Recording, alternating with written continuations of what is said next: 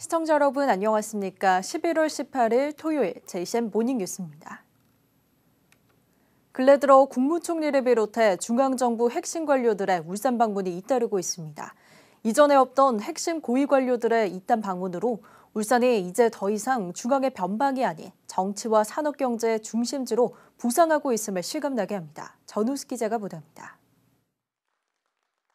지난 2월 이정식 고용노동부 장관이 조선업 원화청 업체들과 간담회를 갖기 위해 울산을 방문했습니다. 이렇게 시작된 정부의 고위급 관료들의 울산 방문이 올 들어 줄을 잇고 있습니다. 이어 추경호 경제부총리 겸 기획재정부 장관, 행안부 장관, 국무총리, 국토부 장관, 그리고 해수부 장관까지 울산 방문 고위급 관료가 8명에 달합니다. 지난 5월 추경호 기획재정부 장관은 현대차 울산 공장을 방문해 전기차 산업 현장 간담회를 가졌습니다. 8월에는 이창양 산업통상자원부 장관이 고려아인을 방문해 간담회를 가졌고 이상민 행정안전부 장관도 지역 재해재난 대비 상황점검차 울산을 찾았습니다. 특히 11월 들어서는 고위급 관료들의 방문이 크게 늘었습니다. 지난 6일 이상민 행안부 장관이 다시 울산을 찾아 울산시장에서 펼쳐진 레디코리아 현장을 지켜봤고 13일에는 산업통상자원부 장영진 1차관이 현대자동차 전기차 신공장 기공식에 참석했습니다. 15일에는 한덕수 국무총리가 코리아이언 니켈 생산 공장과 SK 지오센트릭 재활용 공장 기공식 참석차 울산에 왔습니다. 16일에는 원희룡 국토교통부 장관이 그린벨트 해제 문제 등의 지역 현안 점검을 위해 울산을 찾았습니다. 또 17일에는 조승환 해양수산부 장관이 울산항만공사와 부산항만공사 간 친환경 벙커링 협력 MOU 체결을 위해 울산항만공사와 현대중공업을 방문했습니다. 이처럼 이전에 볼 수 없던 중앙고위 관료들의 이딴 방문을 두고 울산이 정치 분야뿐 아니라 산업경제 분야에도 더 이상 변방에 머물지 않고 주도적 위치에 있음을 방증한다는 분석들이 나옵니다.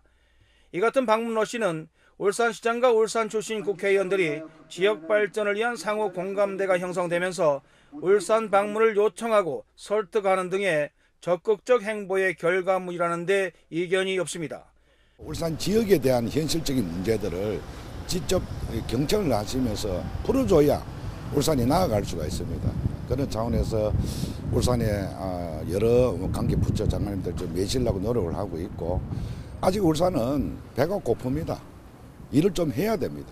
그래서 절실한 마음으로 중앙부처에 있는 각 장관님들, 총리는 매시가 울산의 산적한 현안 문제들을 풀어내야 합니다. 한편 앞으로도 한동훈 법무부 장관과 유인촌 문화체육관광부 장관, 조규홍 보건복지부 장관이 울산 방문 일정을 조율 중인 것으로 알려져 이목을 끌 울산발 뉴스가 당분간 지속될 것 같습니다. JCN 뉴스 전우수입니다. 중구 우정 혁신도시와 성안동 일원에 특화 사업으로 추진 중인 울산시 거점형 스마트시티 조성사업 관련 업무 협약식이 어제 시청 대회의실에서 열렸습니다. 어제 협약에서 울산시와 중구청 그리고 9개 참여기관들은 거점형 스마트시티 조성사업의 원활한 수행을 위해 사업의 내용과 범위, 역할 등을 정했습니다. 이 사업은 국비와 시비, 민간 투자 등 총 433억 원을 투입해 자율주행 버스와 신재생에너지 측정 시스템, 지능형 교통시설 등을 구축하는 사업입니다. 울산시는 오는 12월까지 실시 계획을 수립해 국토교통부의 승인을 받은 후 사업 착공에 들어갈 계획입니다. 울산시의회는 어제 오전 10시 본회의장에서 제244회 제2차 정례회, 제2차 본회의를 개회했습니다. 어제 본회의에서는 울산시의회 기본조례 일부 개정안과 특별위원회 위원 선임권 등 20건의 안건을 심사해 모두 원안 가결했습니다. 시의회는 오늘부터 12월 7일까지는 울산시와 울산교육청이 제출한 2024년도 예산안과 2023년도 추경 예산안에 대한 예비심사 등의 활동을 갖습니다. 또 12월 12일부터는 내년도 당초 예산안 의결과 행정사무감사 결과 보고서 채택 등의 일정을 거쳐 오는 12월 15일 폐회합니다. 울산시의회 정례회 제2차 본회의가 열린 어제 김두겸 울산시장과 천창수 울산교육감은 2024년도 예산안에 대한 시정연설을 갖고 시의회에 적극적인 지원과 협조를 당부했습니다. 김 시장은 시정연설에서 이번 예산안이 지역경제에 활력을 제고하는 원천이 되도록 시의회에 적극적인 협조를 당부했고 천창수 교육감은 투명하고 효율적인 재정 집행으로 앞으로도 신뢰받는 교육 행정을 실현해 나가겠다고 말했습니다. 울산시는 내년도 예산을 올해 본 예산보다 1,874억 원을 증액한 4조 7,932억 원에 편성했고 울산교육청은 올해 대비 1,626억 원이 줄어든 2조 2,319억 원을 편성해 시의회 심의를 요청했습니다.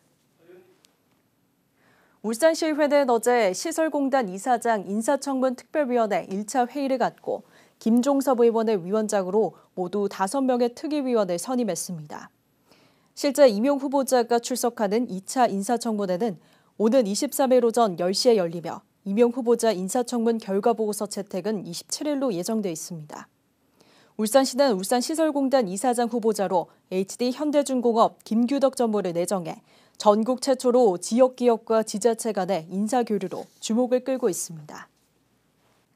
울산시 교육청이 수능 이후 학생들이 많이 모이는 곳을 중심으로 오는 20일과 21일 합동생활지도에 나섭니다. 이번 합동생활지도는 수능 이후 학생의 일탈행위와 다중 밀집 상황 안전사고를 예방하기 위해 마련됐으며 울산경찰청과 교육기부 안정망 단체가 함께 참여합니다. 대상 지역은 학생 다중이용시설 밀집 지역인 중구 젊음의 거리와 남구 백화점 일원, 동구 일산해수욕장 등입니다. 전국에서 빈대가 출몰하고 의심 신고도 잇따르면서 우리 주변은 괜찮은지 걱정됩니다. 다행히 아직까지 울산에서는 빈대 관련 신고가 없지만 마트에서는 살충제 판매량이 늘어가고 있습니다. 울산시도 미리 집중 방제에 나서기로 했습니다. 나경훈 기자가 취재했습니다. 전국 곳곳에 빈대가 출몰하고 있습니다. 지난달 인천의 찜질방을 시작으로 고시원과 최근엔 가정집까지 빈대 발생 신고가 잇따르고 있습니다. 다행히 울산에선 아직까지 빈대 관련 신고가 들어온 건 없지만 불안감은 커지고 있습니다. 전국적으로 빈대 발생 신고가 잇따르면서 살충제를 찾는 시민들도 부쩍 늘었습니다. 실제로 울산의 한 대형마트의 살충제 매출액은 지난해 대비 20%가량 증가했습니다. 불특정 다수가 이용하는 시설과 대중교통을 이용하는 것도 조심스럽습니다. 어디 나가서 자질 못하겠대. 아직 애기들도 있고 그러니까 그게 좀 불편하고. 그리고 이제 조금 뭐 택배 받는 것도 뭐 지금 요새 한창 떠드니까 그것도 염려가 되고. 현재까지 전국적으로 확인된 빈대 발생 신고 현황을 보면 서울과 경기, 인천 일대에서 가장 많이 발생했고 강원도와 충청도, 울산과 멀지 않은 대구에서도 빈대가 발견됐습니다. 이에 울산시는 선제적으로 다음 달 8일까지 집중 방제를 벌입니다. 층계를 유지만 좀 잘하시면 될 것 같습니다. 그래서 혹시나 그 빈대가 발생할 의심이 있다 하면 우리 120, 우리 해오리콜이라든지 각 구군 보건소로 연락 주시면 즉각 저희들 처리할 수 있도록 하겠습니다. 빈대믹이라는 새로운 말이 나올 정도로 빈대에 대한 공포가 확산되고 있는 가운데 관련 업체와 시민들 모두 긴장하고 있습니다. JCN 뉴스 나경훈입니다. 최근 중국 최대 SNS인 웨이보의 유명 블로거들이 울산을 여행하며 제작한 영상과 게시물들의 총 조회수가 1,000만 회 이상을 기록하는 등 울산에 대한 중국인들의 관심이 높아지고 있습니다. 울산 여행 영상을 올린 중국 유명 블로거는 한국인 프로게이머 도인비 선수의 아내로 유명한 탕셔우유를 비롯해 3사람입니다. 이들은 지난 10월 14일부터 20일까지 울산의 대표적인 관광지인 장생포 고래문화마을과 언양불고기, 강동미역 등 울산 대표 관광지와 먹거리들을 영상에 담아 중국 SNS에 올렸고 이 게시물들은 한 달여 만에 중국 사용자 1,000만 명 이상이 보는 등 큰 호응을 얻고 있습니다. 울주군 온산읍 덕신리 일대에 추진되고 있는 온산 도시재생 사업이 주민들 간 갈등으로 사업이 지지부진한 것으로 전해졌습니다. 사업을 찬성하는 주민들은 정상 추진과 적극적인 지원을 촉구하는 반면 반대하는 주민들은 대부분의 사업이 주민들 모르게 깜깜이로 이뤄지고 있다며 대통령실 등에 탄원서를 제출한 것으로 전해졌습니다. 국비와 시비 등 278억 원이 투입돼 지난 2021년부터 추진되고 있는 온산 도시재생 사업은 당초 내년 연말까지 사업을 완료해야 하지만 주민들 간의 갈등으로 현재 공정률은 45% 수준에 그치고 있습니다. HD현대의 조선 중간제조사인 한국조선해양이 에탄 운반선 수주에 성공해 가스 운반선 시장에서 차별화된 경쟁력을 입증했습니다. HD 한국조선해양은 최근 아시아 소재 선사와 98,000 입방미터급 초대형 에탄 운반선 2척에 대한 건조 계약을 체결했다고 밝혔습니다. 계약 금액은 총 3억 4천 달러 규모입니다. 이번에 수주한 에탄 운반선은 길이 230m, 너비 36.5m, 높이 22.8m로 울산 현대중공업이 건조해 2027년 상반기까지 순차적으로 선주사에 인도할 예정입니다. 세계 상위 1% 연구자의 유니스트 교원 9명이 선정됐습니다. 정보 분석 서비스 기업인 클래리베이트는 논문이 인용된 수를 기준으로 분석한 올해 세계에서 가장 영향력 있는 연구자 6,800여 명을 공개했습니다.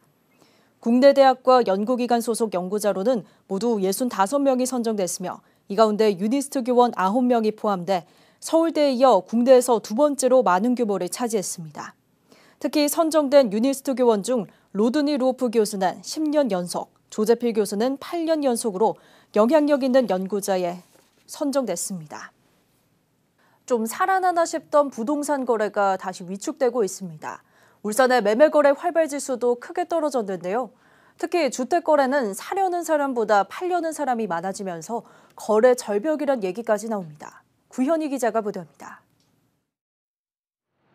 울산 지역 부동산 매수 우위 지수가 30선 아래로 떨어졌습니다.